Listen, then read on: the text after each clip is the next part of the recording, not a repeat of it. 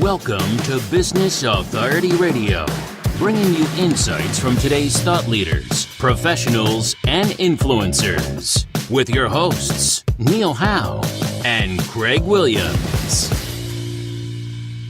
Welcome to another episode of Business Authority Radio. My name is Craig Williams, and I have the honor and the pleasure of this special guest, Pat Gibson. She is the founder of Gibson Chiropractic Clinic. She also is a guru of comprehensive wellness for life. That's what I'll say. That's good. So, Miss Gibson, Dr. Gibson. Yeah, you earned that. You definitely earned that. Dr. Gibson. And you like to go by Dr. Pat or Dr. Just Pat's fine. Dr. Pat Just Gibson. not Miss. I've come past that category. Yeah, that's a Southern thing. Sometimes I'm just going to have to shed that thing. Miss and ma'am. Yes, I do a lot of that. Anyways, Dr. Gibson, tell me a little bit about how you got into this profession. It's a hands-on profession, literally hands-on profession. Absolutely. It has a lot to do about the energy of a person, but it's all about healing, as I've looked at it, and as I've used chiropractic care, not for whiplash in that sense, but for maintaining the foundation of my body, which is my back and my, and so. Just tell me a little bit about the story that got you and what inspired you to go into this practice, and we'll go from there. Well, initially I had a teaching degree, and I also had an athletic training degree. Wow. And an athletic trainer is a person who takes care of sports injuries, essentially like a physical therapist, but deals only with athletes. And so I was teaching, and then I started an athletic training program in a place in New Jersey. One of my team physicians was a chiropractor. I had a team physician who was an orthopedist and a chiropractor. And so I started just hanging out with him, and he would teach me things about, different body parts. And then he wanted to learn how to do rehab because I had that whole athletic training background. And so we sort of got together, once every couple weeks, and we'd do a body part. And I had no attachment to chiropractic whatsoever. I just noticed the people who got adjusted seemed to do better. So you'd never experienced chiropractic care prior to that? Never. And so then I thought, let's go check this guy out. So I went, and I was an athlete myself as a young person, still am. And so I had him work on some of my issues, and I was like, this feels really good. It works. This is cool stuff. Yeah. So as time went on, I think I want to explore it more, and push came to shove, and I went to chiropractic school, and then graduated and started a practice, and here I am 34 years later. Wow. That's a lot of hours. You've got way more than your 10,000 hours, I would say. Just a little bit more, yeah. But, I still use the teaching degree because I teach my workshops. And, it's funny how every step of the way, all the things that you do sort of leads you where you're going. Yeah. You just don't know where you're going to end up when you get there. Yeah. So I'm still using all those skills just in a different way. And I still use all of the athletic training stuff that I learned because I'm doing rehab with my patients. Yeah. Shoulders and knees and things like that in addition to the chiropractic. It's very practical. What I found with all of the influencers, authorities, experts that I get to share their story with, others, is that advocacy, that teaching, that element of you're always learning as well as you teach. Absolutely. Yeah. It seems as though there's a subconscious intention when you go into, if you're a teacher, naturally, you're going to translate that skill set over to whatever you're doing, and that makes you more effective. In chiropractic, I also look at it as very practical. So to have the hands-on and being a mode of educating what you have your hands on, is that pretty much how the flow of what you're doing? Well, interestingly enough, the literal translation in Latin for doctore means teacher. Unfortunately, a lot of that teaching has been lost by doctors. But what I find is that when you really educate your patients and get them to understand what's going on with them, they're on board. They get better faster. They ask questions. It's just a whole better experience all the way around. So you never stop educating. Yeah, yeah. You know, it's really weird for me to have somebody say, I don't want to know about that. And it rarely happens. You know, don't show me my exercise, just fix it. You know?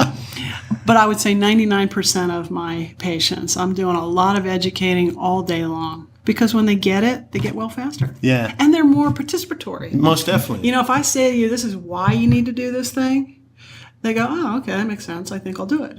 And when they do it, then they're getting better faster. As an EMT and firefighter, for me, a lot of what we did on a daily basis was ask the questions. Even if we came on a call and we knew some of what was going on, the first thing we did was ask questions. Mm-hmm. And every time I've gone to a doctor's office, there was them asking me a question. So they created an environment to listen. And a lot of times we're, you know, as doctors, you know, we think that they know it all, but they always have to ask us. Mm-hmm. So there's that yin and yang of conversation. But going back to what I said earlier, as far as chiropractic care, your hands, it's another dimension. Mm-hmm. That feel, the touch. So you're engaging more than just hearing and sharing. Mm-hmm. You could see what the doctor's doing sometimes, but you can feel it at the same time. There seems to be a great advantage for chiropractors, and you know, only being offered to the community as an organized practice for 122 years as of this week. Mm-hmm.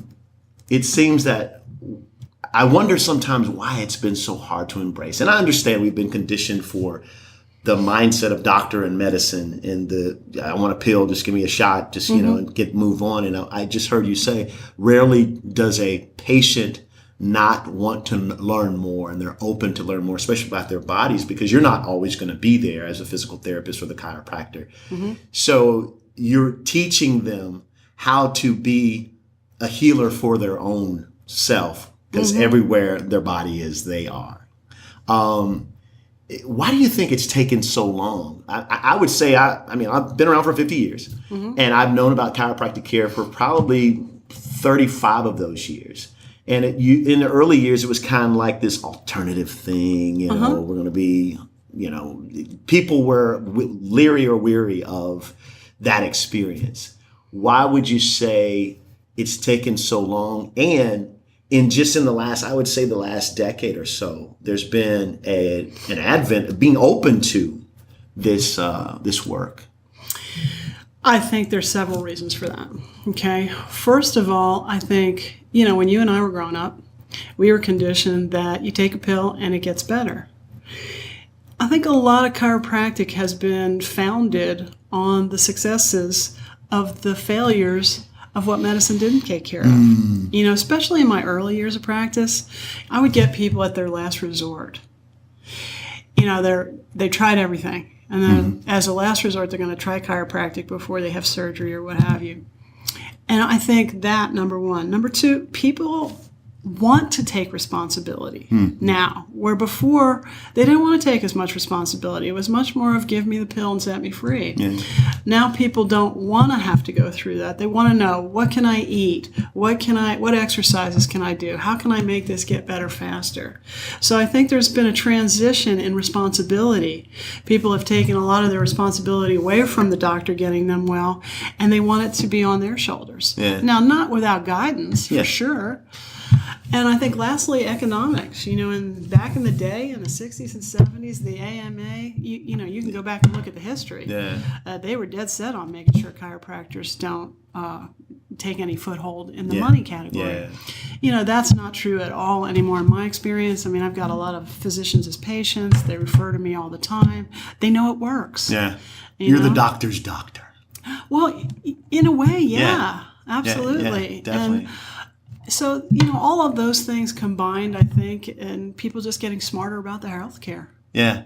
It truly, I mean, we're in the age that holistic really, it used to be like a catchphrase or a trendy word, but holistic means not only the whole body, but the whole individual being engaged with the healing process of their own.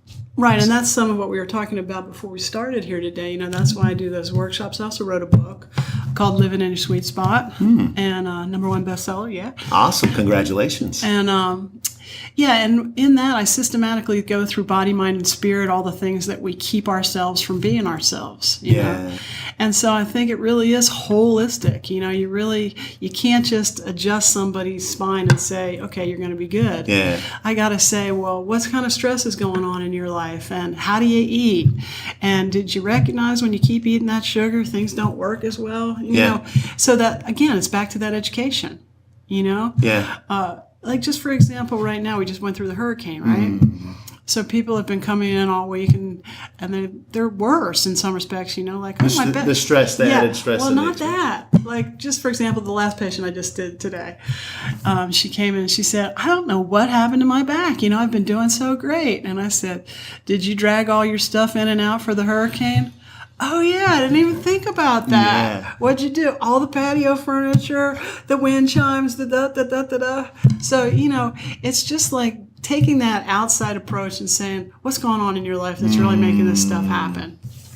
Awesome. Tell me a little bit about the book, the inspiration behind the book, the message that you would like people to get out of the book. The book is called Living in Your Sweet Spot. And really, to me, the only way to live in your sweet spot is if you've got that perfect balance going on. And so the book is really designed for you to systematically look at your life and say, where am I out of balance and what can I do with it? And it goes through everything. Like in the body category, what are your thoughts? You know, how are your thoughts influencing your life? Organizationally, are you a mess in your life? What does that clutter say about you? You know, and everything right on down the line. How do you eat? You know, how much rest do you get? How much play do you get? And so we systematically go through it throughout the book, and I do a lot of details and statistics and things like that. And you know, the best part for me about the book has been how many people will come back and say, I'm reading your book again for the second time, or I keep your book on my coffee table and I pick it up and just think, what do I need to learn today? Or I keep it by my bedside. To me, that is like the greatest privilege in the world. Wow. It sounds like a life handbook for... It's kind of like that. You know what I mean? That was really my intention, is just to... People had asked me for so long, why don't you write this down? Why don't you put this stuff in a concise manner? And I was like, oh, no. But finally I did, and I'm really glad I did. It's been out about 2 years, I guess, now. Awesome. And doing awesome, yeah. Awesome.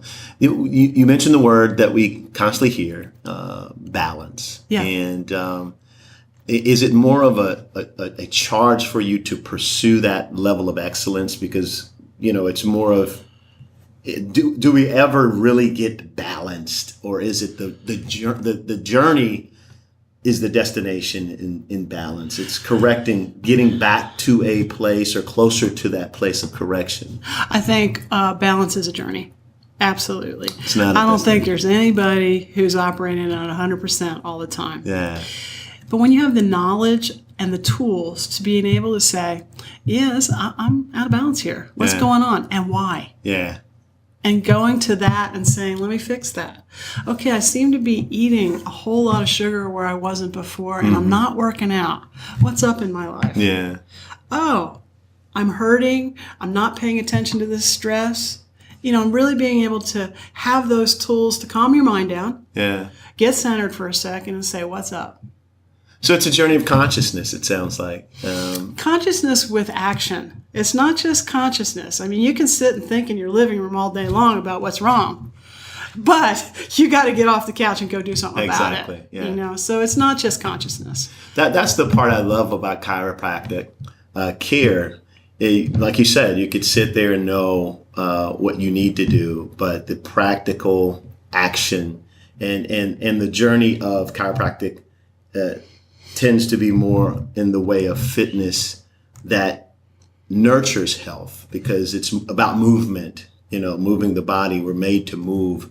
And if you're moving, you want to be moving correctly, and posture and being adjusted in a sense, getting you back, because you don't get an adjustment once and now you're good. You constantly, because of the things that we do every day. You talked about the individual that you engaged today, and they weren't even conscious of the things that they did during the storm And that's what kind of pulled them out of balance, so to speak, for you to have to treat them. It brings up an interesting point. The storm was stressful for a lot of people. They were without power, didn't have any internet. Some people couldn't take showers. They couldn't flush their toilets. And when we are under stress, literally, our brain shuts down and goes into survival mode. So you're not thinking on that level. So a lot of the times, and this is one of the things I focused on in Stress and Change in the book, is that you have got to learn how to manage your mind so that in those times of stress, you can step out and say, hey, I better pay attention to this, or I need to do this differently. Even though I'm stressed, I can't just throw the furniture in the pool, for example, so that it doesn't become a projectile. Yeah, exactly. So you have Gibson Chiropractic Clinic, and then the Comprehensive Wellness for Life. That says it all, comprehensive wellness for life. We want the whole experience. There are a lot of components. What do you think the foundation or the pillars of that comprehensive wellness for life is? Well, I have my chiropractic practice, and I'm there 5 days a week, and I'm practicing full time.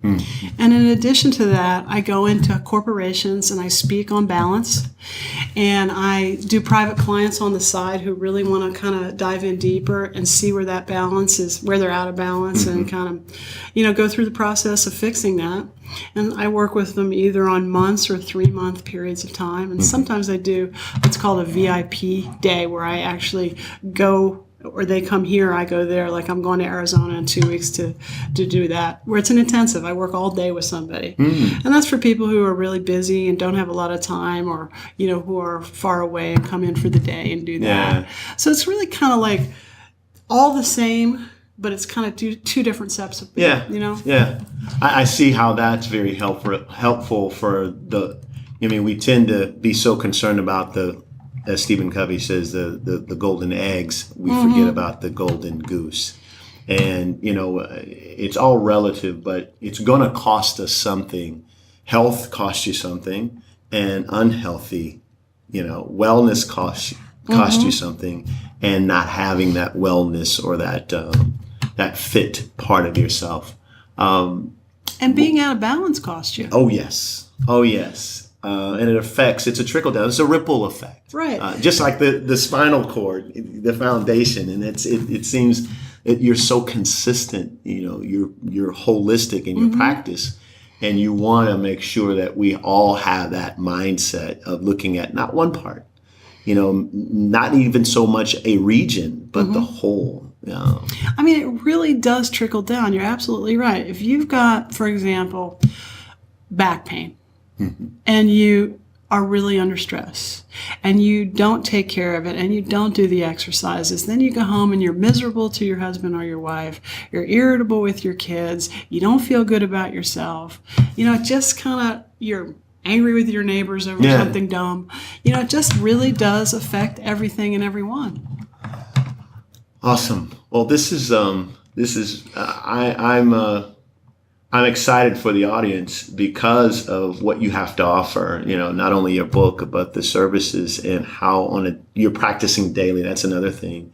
You're being able to experience with your patient, and you're open to learn and making that environment for them to learn as you teach, and you're learning from them. Is that not what life is all about? To me, it is an absolute privilege every day to get up and go to work and do my job. Wow. I would say one of the great variables of me being able to have these conversations on a daily is that I'm in front of people who have that same energy. They're passionate about what they're doing. That's why they have the level of excellence and success that they have.